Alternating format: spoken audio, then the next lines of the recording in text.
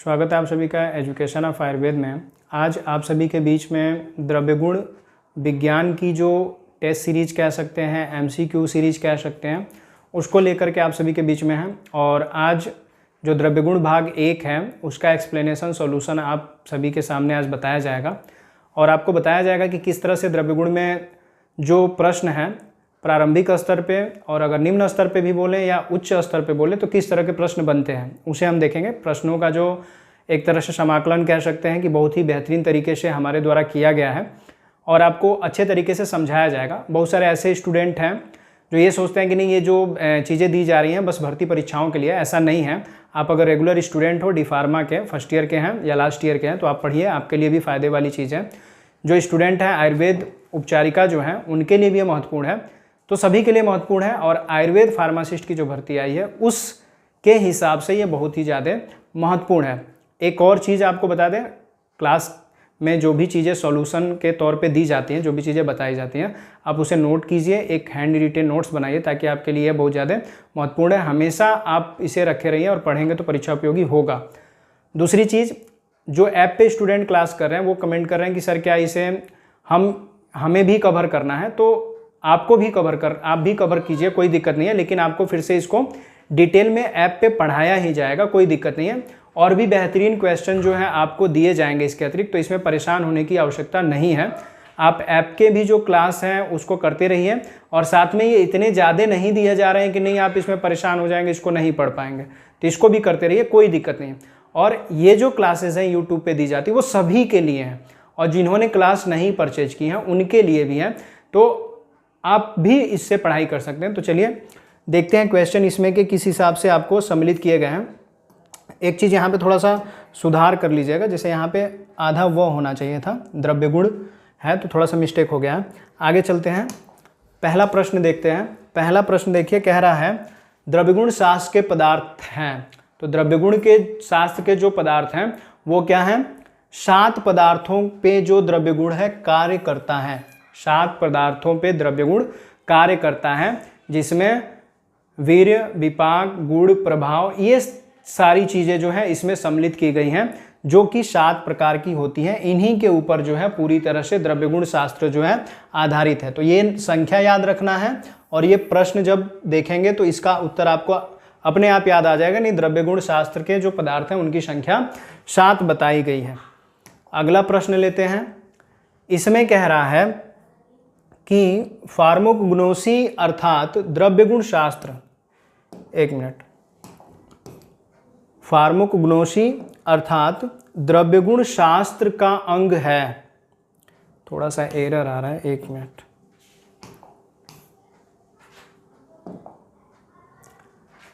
Pharmacognosy अर्थात द्रव्य गुण शास्त्र का अंग है। इसमें से द्रव्य गुण शास्त्र का अंग किसे कह सकते हैं? तो ऑप्शन में देख सकते हैं, दिया हुआ है नाम रूप विज्ञान, गुण विज्ञान, कर्म विज्ञान, प्रयोग विज्ञान। तो जो फार्माकोग्नोसी जो है, जिसे हम द्रव्य गुण शास्त्र कह रहे हैं, इसका मुख्य अंग जो है नाम रूप विज्ञान है। नाम रूप विज्ञान इसलिए क्योंकि इसमें औषधियों का नामकरण किया गया है, चीज़ों को बताया गया है, तो इसलिए इसको हम नाम रूप विज्ञान के अंतर्गत कवर करेंगे। अगला प्रश्न देखिए। अगला प्रश्न है, द्रव्यों का प्रयोग किस रूप में किया जाता है?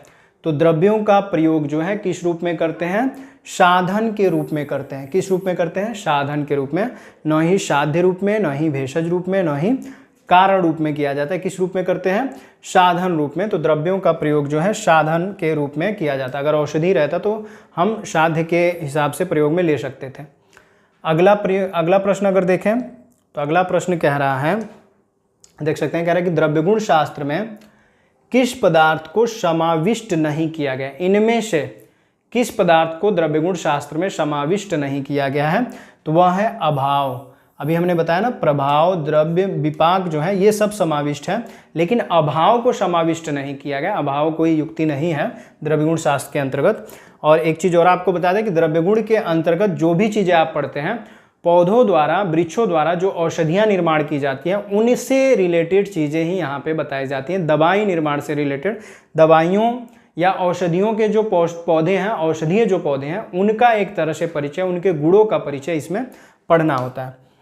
अगला प्रश्न देखिए, तो अगला प्रश्न क्या कह रहा है, द्रव्य गुण संग्रह के ग्रंथकर्ता हैं। बहुत ही महत्वपूर्ण क्वेश्चन है, इंपॉर्टेंट है, नोट कीजिएगा कि द्रव्य गुण संग्रह के ग्रंथकर्ता हैं। तो ग्रंथकर्ता आचार्य चक्रपाणि दत्त को माना गया। किसे माना गया? आचार्य चक्रपाणि दत्त को द्रव्य गुण शास्त्र के संग्रह ग्रंथकर्ता के रूप में माना गया। मतलब कि इन्होंने द्रव्य गुण शास्त्र के जो भी महत्वपूर्ण विषय हैं उन्हें संग्रह किया है, इसलिए संग्रह ग्रंथकर्ता के रूप में इन्हें माना गया है।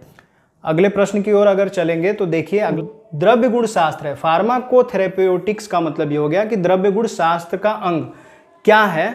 तो प्रयोग ज्ञान। तो थेरेपी के हिसाब से कह रहा है ना, तो थेरेप्यूटिक्स का मतलब ये हो गया कि इसे प्रयोग करने की युक्ति के बारे में कह रहा है, प्रयोग करने के लिए कह रहा है, तो इसलिए प्रयोग ज्ञान का जो है ये अंग माना गया है। अगला प्रश्न अगर देखा जाए तो अगला प्रश्न क्या कह रहा है? अगला प्रश्न कह रहा है कि कारण द्रव्यों की संख्या कितनी है? कारण द्रव्य, तो कारण द्रव्यों की संख्या आप इसमें से बता सकते हैं कि कितनी संख्या कारण द्रव्यों की बताई गई है। तो कारण द्रव्यों की संख्या जो है वो 9 होती है। 500 लिखा है, 5 लिखा है, असंख्य लिखा है, तो उससे असंख्य से कोई मतलब नहीं है। 9 जो है कारण द्रव्यों की संख्या होती है। अगला प्रश्न देखिए, अगला प्रश्न कह रहा है चरकोक्त महाकषाय की कितनी संख्या है? 50 है। तो 50 गुणे 10 करेंगे तो 500 हो जाएगा। तो मुख्य योनि की बात करें तो चरकोक्त महाकषाय की कितनी संख्या? तो महाकषाय की अगर बात करेंगे तो 50 है, और जो महाकषाय की योनियां हैं जिसके अंतर्गत जो द्रव्यों की संख्या अगर पूछी जाएगी, महाकषाय के द्रव्यों की संख्या अगर पूछी जाएगी तो 50 गुणे 10 कर देंगे तो 500 हो जाएगा। तो उसमें आप दिमाग में रखिएगा कि जब द्रव्यों की संख्या पूछी जाए तो 500 हो जाएगा, और चरकोक्त महाकषाय की कितनी संख्या अगर पूछी जाएगी तो आप बताएंगे कि 50 है। अगला प्रश्न देखिए, अगला प्रश्न कह रहा है कि द्रव्योत्पत्ति के अनुसार, उत्पत्ति अनुसार जो है द्रव्य कितने प्रकार के होते हैं? तो द्रव्य जो है 3 प्रकार के होते हैं। तो अगर देखें तो अस्थावर जिनको बोला गया है, फिर औद्भिद, अस्थावर, औद्भिद और भौम, 3 प्रकार के जो हैं इनकी जो योनियां होती हैं वो 3 प्रकार की होती हैं द्रव्यों की। अगला देखते हैं, अगला प्रश्न कह रहा है, अगला प्रश्न कह रहा है कि आचार्य चरक वनस्पति के प्रयोज्य अंग के अनुसार शिरोविरेचक द्रव्य के कितने भेद बताते हैं? अब देखिए इसको समझने वाला है प्रश्न। कह रहा आचार्य चरक वनस्पति के प्रयोज्य अंग, प्रयोज्य अंग का मतलब कि जिन औषधियों के जो विभागों को हम प्रयोग में लेते हैं, चाहे पुष्प हो गया, त्वक हो गया, जड़ हो गया, जिस हिसाब से, तो उन्हें हम प्रयोज्य अंग बोलेंगे के अनुसार शिरोविरेचक द्रव्य के कितने भेद बताए गए हैं। तो शिरोविरेचक द्रव्यों के 7 भेद जो है आचार्य चरक के अनुसार बताए गए हैं। अगला प्रश्न लेते हैं, अगला प्रश्न देखिए, अगला प्रश्न कह रहा है ऊर्ध्वभागहर, क्या कह रहा है? ऊर्ध्वभागहर द्रव्य से किस कर्म का ग्रहण किया जाता है? ऊर्ध्वभागहर, तो ऊर्ध्वभागहर का मतलब, ऊर्ध्व मतलब ऊपर के अंगों के जो रोग हैं उनकी जो चिकित्सा जो हो रही है, तो उसे हम क्या कह रहे हैं? तो ऊर्ध्वभागहर जो है वह वमन के अंतर्गत रखा जाएगा। किसके अंतर्गत रखा जाएगा? वमन के अंतर्गत। तो ऊर्ध्वभागहर द्रव्य से किस कर्म का ग्रहण किया गया है? तो मतलब ऊपर के भाग में जो है मुख्य मार्ग से वमन कराने के लिए जो द्रव्य प्रयोग किए जाते हैं उसे ऊर्ध्वभागहर द्रव्य के अंतर्गत रखा जाता है। अगला प्रश्न, 12वां प्रश्न देखिए, 12वां प्रश्न कह रहा है चरक चिकित्सा स्थान के अध्याय 3 में वर्णित उष्णवीर्य द्रव्य डैश वर्ग है। मतलब कि किस वर्ग के हैं ये? चरक के चिकित्सा स्थान अध्याय 3 में वर्णित उष्णवीर्य, मतलब उष्णवीर्य का मतलब ऐसे द्रव्य जिनकी तासीर गर्म है, वह किस वर्ग के हैं? तो वह जो है अर्गुवादी तैल जो है इसके अंतर्गत आते हैं। द्रव्य जो है अर्गुवादी तैल वर्ग के अंतर्गत आते हैं। ठीक है, अगला प्रश्न 13 नंबर प्रश्न देखिए, 13वां प्रश्न कह रहा है कि चरकोक्त चंदन आदि तैल के घटक द्रव्य का वर्ग है। मतलब चंदन आदि तैल के घटक द्रव्य वर्ग कौन से हैं, तो आपको पता ही होगा कि चंदन जो है शीत वर्ग का है, तो द्रव्य भी किससे होंगे, शीत वीर्य के होंगे। किससे होंगे, शीत वीर्य के होंगे।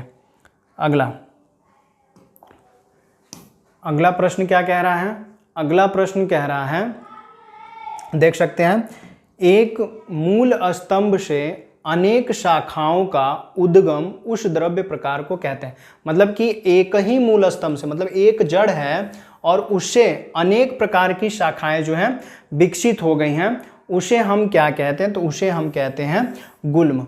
एक ही मूल वर्ग है और उससे कई सारी चीजें विकसित हो रही हैं, तो उसे हम कहते हैं गुल्म। वल्ली भी नहीं कहेंगे, वृक्ष भी नहीं कहेंगे, छुप भी नहीं कहेंगे, क्या कहेंगे, गुल्म। अंतिम प्रश्न जो है इस MCQ भाग का अगर देखा जाए 15वां प्रश्न, तो वह क्या कह रहा है, देखिए 15वां प्रश्न कह रहा है, एक मूल स्तंभ से अनेक शाखाओं का उद्गम उस द्रव्य प्रकार को, एक मिनट, हाँ देखिए, कह रहा है कि दुर्बल कांड होने से जो वनस्पति स्थिर रहने के लिए किसी का आधार लेते हैं उसे कहते हैं। मतलब कि जिनके तने जो हैं बहुत कमजोर हैं और दूसरी वनस्पतियों का सहारा लेकर के वह चढ़ते हैं या फैलते हैं, तो उन्हें हम क्या कहते हैं, तो उन्हें हम कहते हैं लता। क्या कहते हैं, लता। तो लताओं का कांड क्या होता है, कमजोर होता है, इसलिए किसी का सहारा लेकर के ऊपर की ओर चढ़ते हैं। तो हमने द्रव्यगुण विज्ञान की जो MCQ भाग 1 था उसमें 15 प्रश्नों को बताया है और अलग अलग टॉपिक के हिसाब से प्रश्नों को सेपरेट किया गया था, अलग करके आपके लिए, आप सुविधाजनक अध्ययन के लिए इसको एक जगह पे ला करके समझाया गया है। तो आप इसे पढ़िए और पढ़ने के बाद से याद करने का प्रयास कीजिए। जल्दी ही आपको द्रव्यगुण विज्ञान भाग 2 का MCQ दिया जाएगा, जिसमें अलग प्रश्न लेकर के आए जाएंगे और लगभग इससे भी 10 सीरीज आपको दी जाएगी, 10 MCQ जो पार्ट हैं दिए जाएंगे। तो अगर 15 क्वेश्चन एक पार्ट में अगर हम करते हैं तो लगभग 150 प्रश्न जो हैं हम लोग सॉल्व कर लेंगे और परीक्षा के दृष्टि से बहुत ज़्यादा ये महत्वपूर्ण होगा। लेकिन कोई विद्यार्थी ये ना समझे कि जो चीज़ें आपको बताई जा रही हैं डायरेक्ट आप यहाँ पढ़ेंगे और परीक्षा में दिखेगा, ऐसा कुछ नहीं हम कह रहे हैं। हम ये नहीं कह रहे हैं कि आप यहाँ से पढ़ के जाइएगा तो डायरेक्ट आपको पेपर में ही क्वेश्चन दिख जाएगा, लेकिन यह कहा जा सकता है इससे भी कुछ प्रश्न हो सकते हैं। लेकिन सारे प्रश्न सॉल्व करने हैं भर्ती परीक्षा के, तो आपको डिटेल में सारी चीज़ें जाननी होंगी, तभी जाकर के सारी चीज़ें सटीक होंगी। ठीक है, अगर आप चैनल पर नए हो तो चैनल को सब्सक्राइब कीजिए। आपके बहुत सारे ऐसे क्लासमेट हैं जो अभी तक हमारे चैनल के बारे में नहीं जानते हैं, स्टडी मटेरियल उनको नहीं मिल रहा है, नहीं पढ़ पा रहे हैं सही तरीके से, तो उनको यहाँ तक पहुँचाने के लिए वीडियो को ज़्यादा से ज़्यादा शेयर करें और जो चीज़ें नहीं समझ में आती हैं वो कमेंट बॉक्स में लिख दीजिए ताकि चीज़ों को हम समझें और आपका जो भी उत्तर है अपने तरीके से दें। वीडियो में लास्ट तक बने रहने के लिए आप सभी का बहुत बहुत धन्यवाद।